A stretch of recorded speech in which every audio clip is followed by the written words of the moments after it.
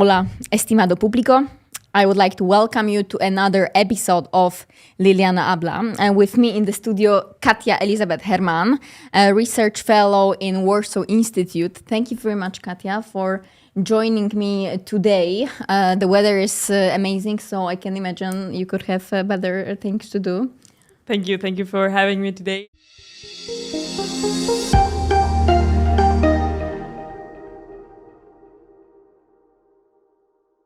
Well, I mean, although I would love to be outside taking a little bit of the sun, I think that the topics of conversation that we're gonna delve in today are actually far more interesting and more appealing to our public in today's election years. Not only in Poland or in Slovakia do we have elections, or in Turkey recently this year, or in Spain a few months ago, or a few weeks ago actually, but also in Latin America, now in Ecuador and Argentina. Yes, well, far-right politician Javier Milei wins Argentina's presidential primary election. And, well, he suggests that Argentina's central bank should be done away with. He also expresses skepticism about climate change. He also views sex education as a tactic to undermine family values. He advocates for the legalization of the sale of human organs and also aims to simplify the process of owning handguns. Where does this result come from?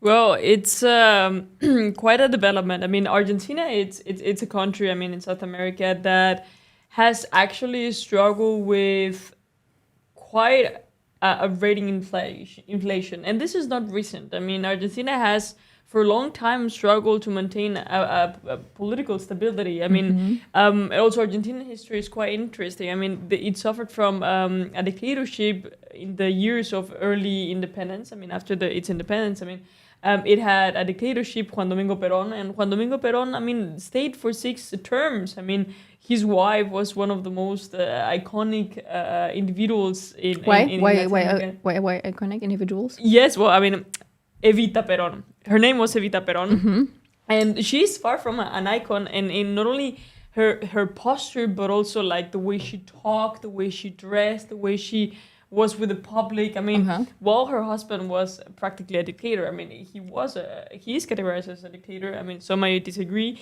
and those who disagree are called the Peronistas, so the ones who support Perón. Evita Perón was an icon to the public. I mean, she was there for them in every capacity she could. I mean, despite the fact that she, in the early beginnings of Juan Domingo Perón's presidency, she would come out with amazing outfits and pearls and like earrings. And towards the end of the second term, she would be more modest. So she actually became this modesty. I mean, she did not only like constructively approach to the people, but then she became part of the people, you know. And then a lot of people in Argentina still remember her, and well, she stays there. So we already diverted a little bit about the history, but let me tell you why this is important. So after you have a political history that it has lacked stability. It has been completely flooded with inflation, corruption, instability, and this is unfortunately one of the many elements that a lot of countries in Latin America still suffer of. I mean, political instability is a reality in Latin America, and so Argentina suffered an inflation or a massive inflation towards 2019, right? I mean, and it went over the course of the pandemic years and then like post-pandemic years, and still hasn't recovered. So when you have this landscape where people are unable to buy their groceries, they're unable to give a full education to their children, they're unable to live a life with dignity. I mean, because the country is in constant struggle, it has become a subject of analysis for political scientists to see this phenomena in the electorate, where trust in the government and trust in the nation, in the state, is diminishing. So the alternative that comes or that is introduced by these political changes is it's extremism. And what we see here, I mean, you mentioned, I mean, a far-right populist. Well, yeah, it's far-right from the furthest right that they can exist. However, let's not forget that, I mean, what characterizes these election terms for the last 3 years has been exactly this, the development of far-right politics. You know, so it is not only in Argentina, and it's certainly not, Argentina would certainly not be the last country in Latin America to experience this. Right, but on the other hand, we have Ecuador. And we would have very soon the second round of the presidential election in Ecuador, and it would be actually 15th October, which is exactly the same date when Poland will be also holding elections, however, to parliament. But unlike Argentina, in Ecuador, a left-wing or even far left-wing candidate won. I mean, we will have a second round, but her result was the highest one. So why is it like this? Well, it's very interesting that you mention it, because let's, for our viewers as well, I mean, and our listeners, it's very interesting how Latin American politics develops, right? I mean, when we speak about the Latin American continent, we tend to bring this country into a bundle, right? And the same way that Mexico is very different, its politics, its problems, its geography, its demography, it's quite different from any other country. Recently, or last year, we spoke about Brazilian elections, right? I mean, Bolsonaro versus Lula da Silva still. So the case between Ecuador and Argentina, I mean, they are only 5 days in between the elections, right? I mean, you have Argentina on the 20th and Ecuador on the 15th. So, and then they also differ in their political system. I mean, Ecuador has, yes, a presidential system, but then their round of elections, I could say, resembles a little bit to the French to a similar extent, just for our viewers to compare, in the sense that when... Who is the Macron then? Sorry? Who's the Macron? Who would be Macron? No, Macron is unique in its own. It's unique in its own. We cannot compare Macron to anybody. But what I mean is, when you have the elections, the first two that have, like, let's say, the majority are the ones who pass to the second round. So it's something called, like, first past the post in political science. So what happens in this case, excuse me, is that Ecuador, in difference to Argentina, Ecuador suffers from massive political instability, but also corruption and massive violence. So Argentina, yes, suffers from poverty. I mean, 40%, according to the estimates, 40. According to the last estimates, 40% of the population lives in poverty. In Argentina. In Argentina, right. So, I mean, these standards, I mean, we call poverty, I mean, not people living in the streets, but poverty within the international index, which is, I mean, they barely live with a minimum wage. I mean, and considering that the minimum wage is very different in Argentina than in the rest of Europe or the rest of the world. But still, it is categorized as poverty. In Ecuador, as I said, I mean, they suffer from a quote-unquote narco state, in the sense that, I mean, it is controlled by gangs, it is controlled by violence, I mean, it's controlled by extortion and coercion. I mean, so they have a different kind of outlook on politics and on the social sphere, right?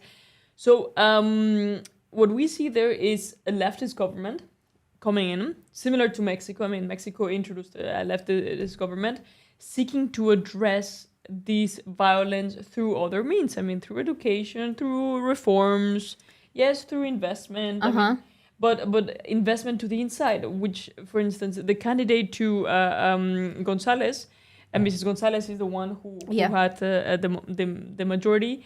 To be a full president, so the absolute majority, you have to have like 50%. I mean, 51, you know? So she's far. She's far from well, she was far yesterday were the elections, so she was far. She was a lead, like 13% or something. Yes. So she was a little bit far from having the absolute majority. And what happens is that the counter candidate, who is a little bit more centrist, a little bit right, but still like very centrist, wants to introduce more centrist approaches. I mean, foreign direct investment, tax, I mean, penalties for tax evasion, for instance. He wants to inject money into the economy, but still he's not addressing the problem number one of the people, which is violence. I mean, you have corruption, you have violence. So that is the tendency that we see now, that the problems or the issues are become more integrated or more, how do you call this?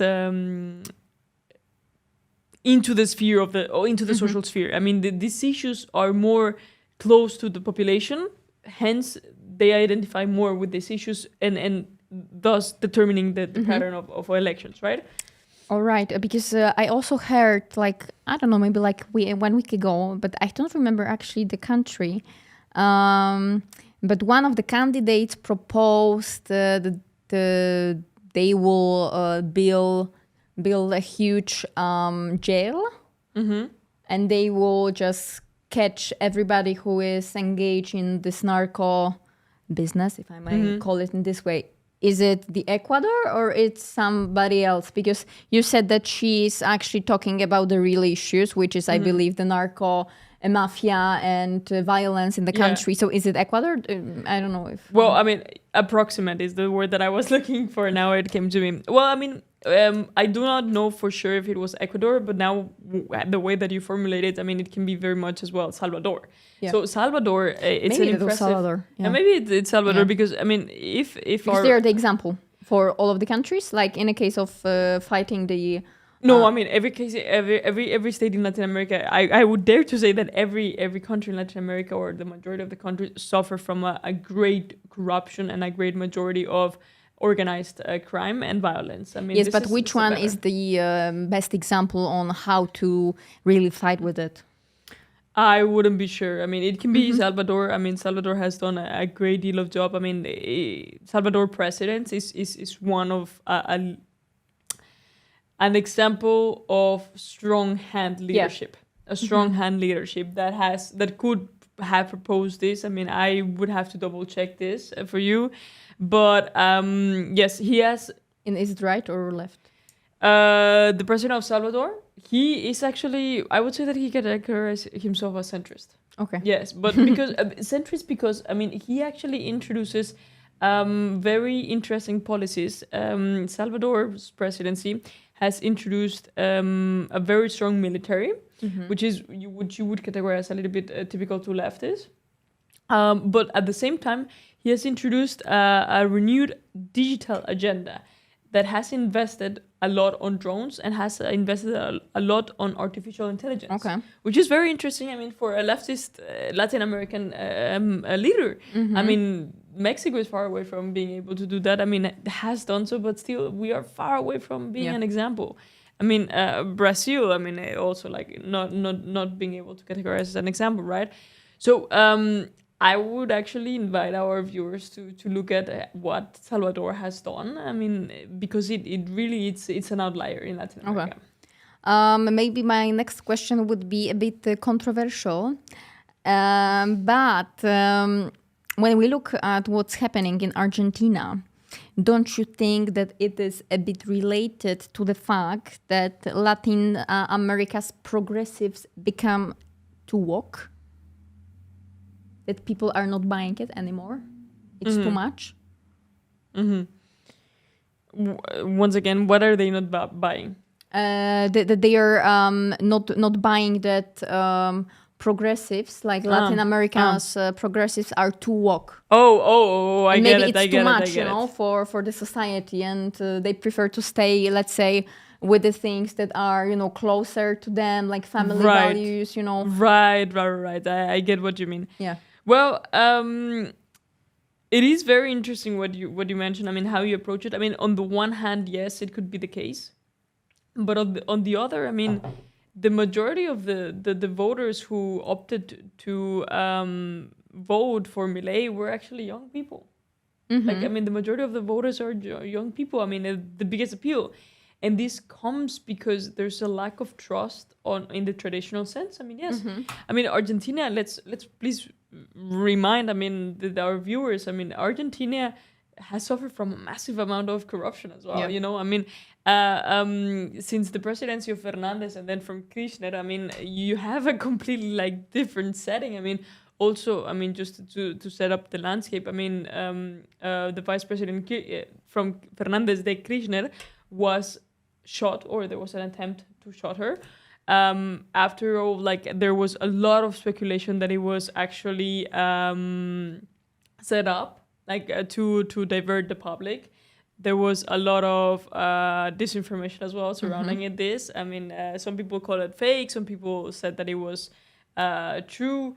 I mean, so when you have like these conversations in the political sphere, when you should be speaking about education, about reforms, about reducing the inflation, instead of like addressing whether a shooting was true or untrue, you kind of like get tired as a young person who spends at least the first 18 years of their life, I mean, studying, and then still cannot get a job. That's I mean, true. and you're living in a country with hyperinflation, or I mean, it's getting towards the hyperinflation, and then you obviously want to change it. I mean, if this change comes in the shape of a radical change that at least shows a strong governing power, well, I mean, you kind of deposit your trust in someone who has, quote unquote, the pants to do it, you know? Yeah, that's true.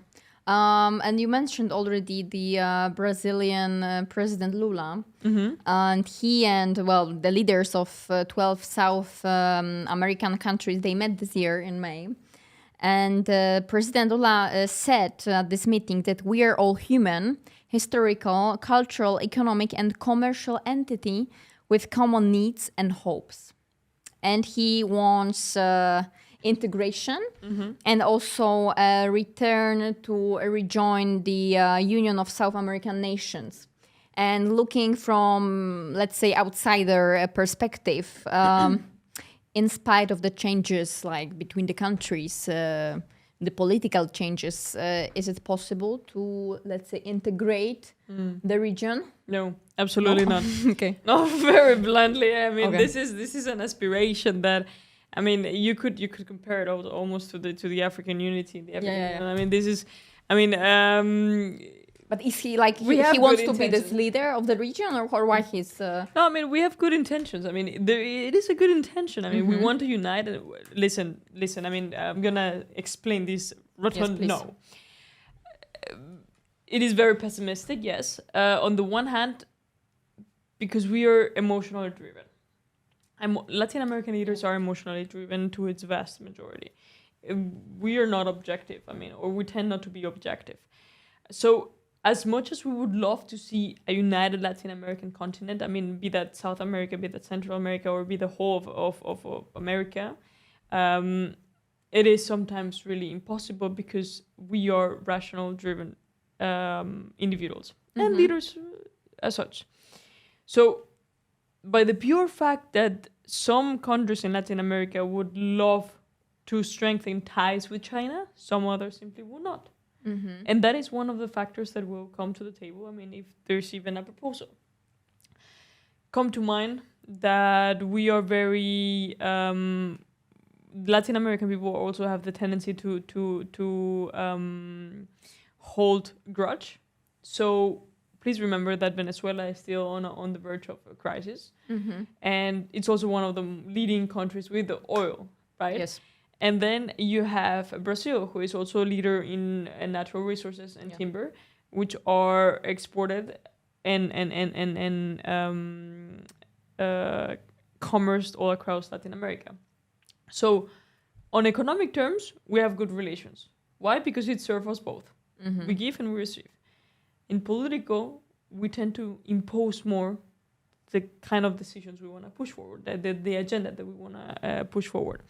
So it is not that Lula would like to or won't like to be the leader of that. It's simply that even if it would come to the table, the pure fact that there is political uncertainty in these countries won't be able to attain it. The minute a president gets elected, the next term is most certainly going to do the opposite of what they do.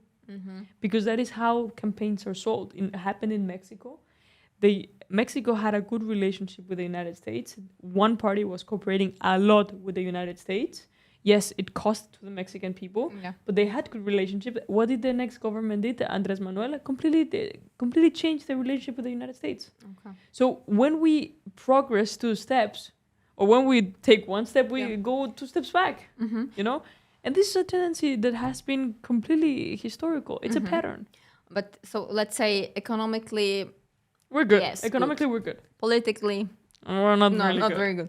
But sometimes when we don't know how to cooperate, we have the tendency to find a common enemy, and then we somehow Absolutely. unite. Absolutely. So who could be the common enemy That's that can unite, whole region? Well, I don't know if it's even possible, but maybe. Right. I mean, you do. I mean, I would also like to be a little bit more optimistic. I mean, I've been a little bit pessimistic on this, but I mean, there are, for instance, Mercosur. Mercosur it's a very nice, very nice. It's a good alliance. It's a instrumental alliance that it's economically driven, and that has actually bonded the Mercosur parties to negotiate with the European Union, particularly now with Spain, that they hold the presidency for the European Council, and that they materialize a treaty.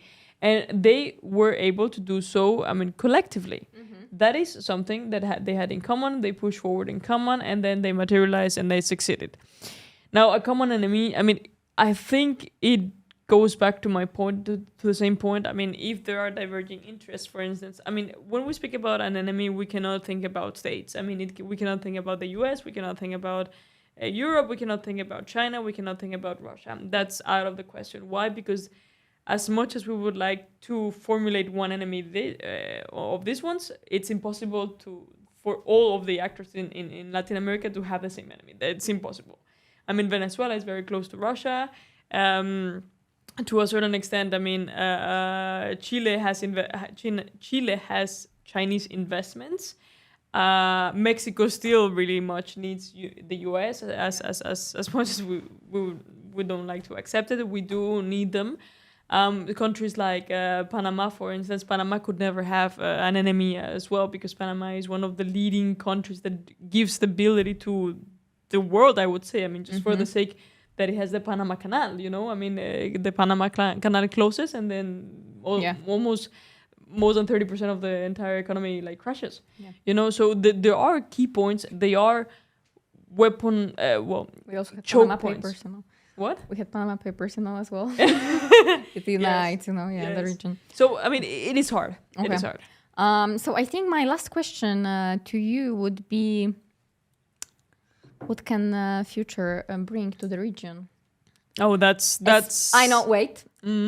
Especially if we think about the mafia, the narco business, is it really possible to fight? Like Salvador, for example, is doing and is giving a great example to other countries. Is it possible? Is it like? Let me give you the example once again of Ecuador, because just out of for our viewers as well. I mean, in general, to explain the extent of or the route that it finds common ground here. The reason why the elections were pushed, I mean, it was a snap election, was because the president, Guillermo Lasso, was impeached. I mean, he had an impeachment trial that was linked to corruption and coercion and harassment and a lot of counts, right? So, and the main triggering point was his connections with the Albanian mafia. Oh. So the Albanian mafia was very much present in Ecuador on counts of smuggling, so human trafficking, and illegal smuggling. So on that sense, we can see the extent that it is not only domestic organized crime. I mean, you have the domestic and also regional. I mean, you have the FARC in Colombia, and then you have their neighbors. Yeah. So, I mean, you have coming from one side to another, and then you have also extraterritorial, right? So, and that triggered the dissolution of parliament through something that it's called doble matanza, or more differently referred in Spanish in Ecuador. But still, what it entails is that the moment that the parliament is dissolved, I mean, the presidency also stopped being president, and there's elections. So having that mechanism in its own, it's already absurd, because you instantly drive the country to political crisis. And that power has only the president. And so the president literally has the power to dissolve the legislature and at the same time auto-kill himself. You know? So with this kind of... and then we would have to go back. What was the purpose of having this kind of mechanism in the constitution? And when you ask, well, could we get somewhere? Could we solve this problem? Yes. But the only way to solve it is to really reinvigorate the conversations about the constitutions. Latin American constitutions were created during political turmoil. Mexico has had reform after reform of the constitution, and still we haven't been able to address corruption because there's no consensus, political will, XYZ. It's too much work. There has to be lots and lots of this. We also don't have referendums. So in countries where there are referendums, I believe, but then you can correct me if I'm wrong and we will have to double check this, I believe Salvador has referendums. Okay. So that is one of the key points that then we would have to delve into these categories. Also, one of the other things is Salvador has a political will, but it's also relatively smaller compared to Ecuador and compared to Mexico. The number of inhabitants in Salvador is relatively less, way less than Mexico. So it's natural to have a majority of consensus in the system, right?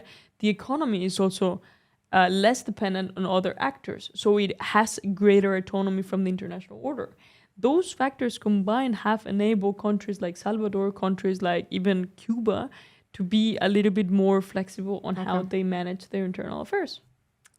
Well, it doesn't sound too optimistic. No, it doesn't. But I mean, still, we're not in the business of being optimistic. We're in the business of looking reality as what the facts give us. Sadly. Well, and with this, I'm finishing our today's program. Mi invitada Katja-Elisabeth Hermann. Thank you very much. You're welcome. And I'm wishing our viewers a very nice day. Thank you. Good day. Thank you.